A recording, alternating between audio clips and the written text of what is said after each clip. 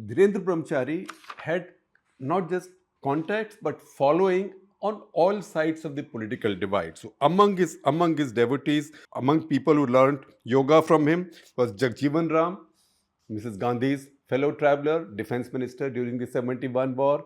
Then a rebel, he set up his own Congress for Democracy.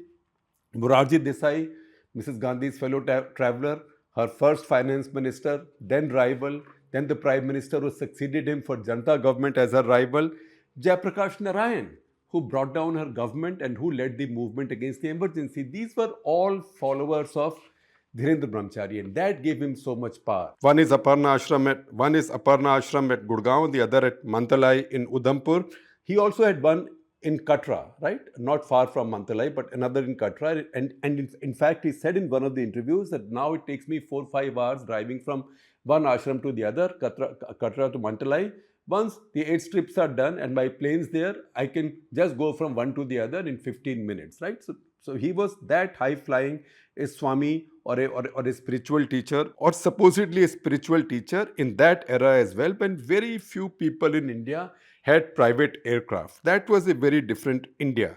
His third ashram was in the heart of New Delhi. His third ashram in the heart of Delhi was called Vishwayatan Yogashram.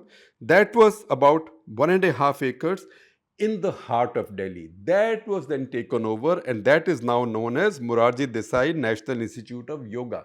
So I told you that, as Dhirendra Brahmachari always said, that Morarji Desai had been his pupil for a very long time. Dhirendra Brahmachari actually came into limelight in the early 60s. The story goes that Mrs. Gandhi noticed him in 1957 when she was on a vacation, I think at a hill station, and Dhirendra Brahmachari approached her. He must have cut a really striking figure with his long flowing beard and also his muslin cloth that he used to wrap around himself, right?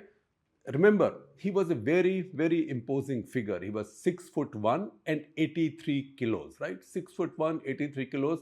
That is a very, very unusual and very striking Indian, right? You could not have missed him, and with his beard and his style. So Mrs. Gandhi did notice him. In fact, Yashpal Kapoor, who was one of the aides of the family, he later recounted that that's the first time Mrs. Gandhi noticed him. Then Dhirendra Brahmachari claimed that he also taught Nehru yoga. Or the other account is that Nehru asked him to come and teach Indira Gandhi yoga, which obviously he did and got really close to the family.